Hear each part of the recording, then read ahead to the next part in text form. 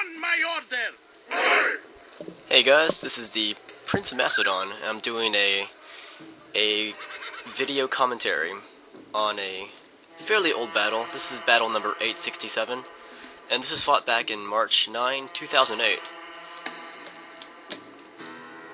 Anyways, for this battle I am the Macedonians, and my opponent, Sith 1 Archangel, is in charge of the Brutii Romans. As you can see from the deployment line, the green represents the color of the Brutii Romans. Anyways, let's look at my army first. I've got phalanx pikemen in the middle. You can tell by their small shields.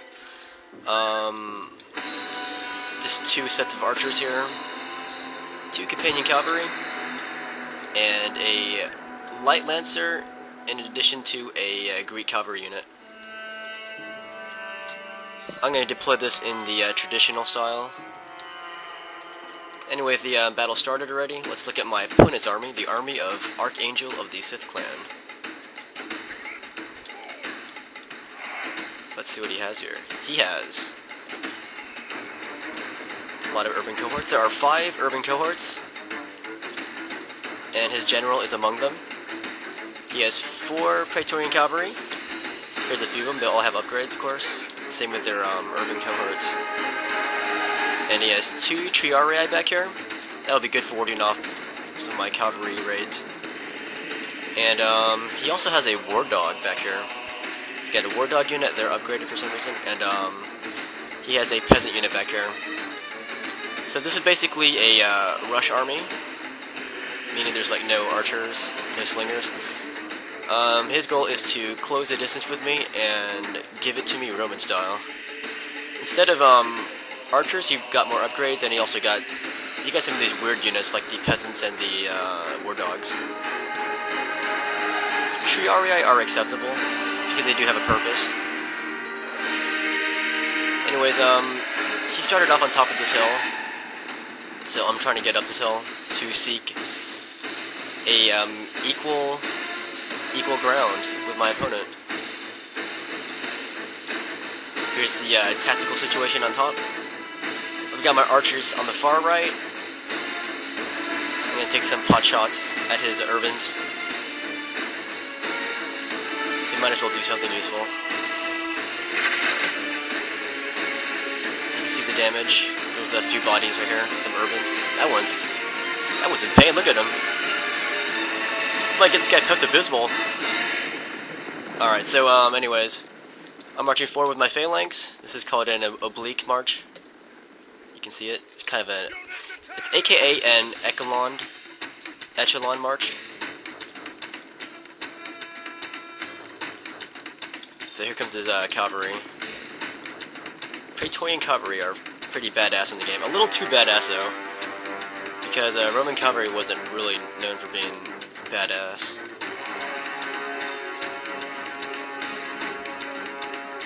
So anyways, I'm going to do some hammer and anvil here. Classic Alexander the Great stuff. Here's my general. He's going to give it to these guys. Here comes his Praetorian cavalry though. They scared my guys away. Big time. My light lancers in the back, they did some damage. Actually, they did a lot of damage to his, to the war dog trainers.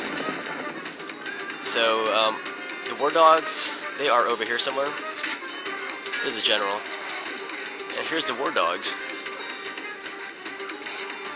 Freaking Cujo. Somebody let him out. Yeah, this is why they have laws about letting dogs run the loose like this. Well, not really, but they should at least have a collar or something. Anyways, I smacked around this Praetorian unit right here. Here's a tactical situation right now. Got some Triarii running around my phalanx. So these guys are in trouble. But like back in the days of Alexander, the phalanx was very maneuverable, and they could do stuff like this. Turn around, turning on a dime.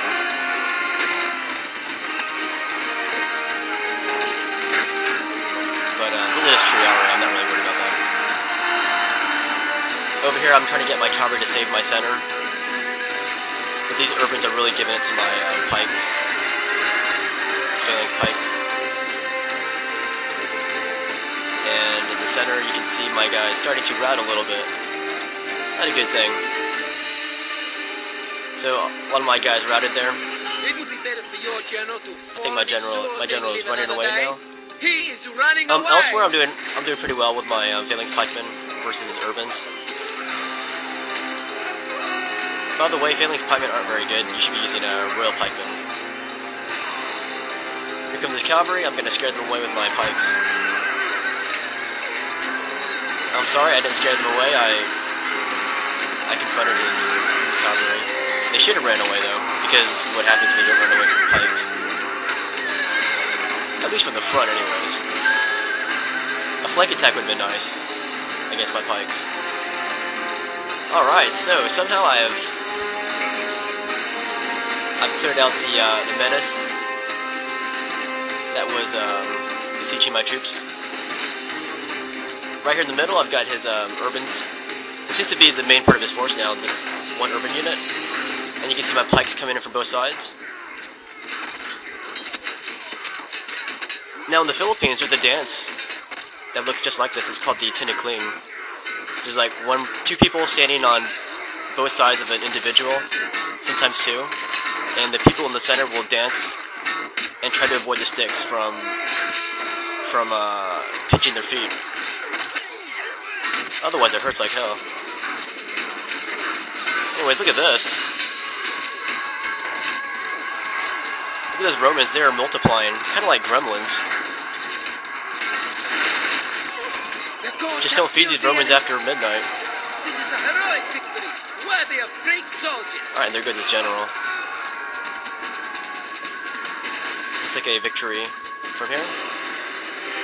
That was a clear victory.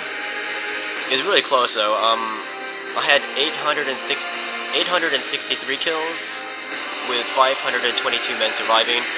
And Archangel killed 652 of my men, and he only had 72 men surviving. Anyways, a good game to Archangel if you still play this game.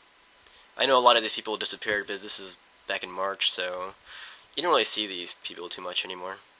But good game anyways. Hope you guys enjoyed that.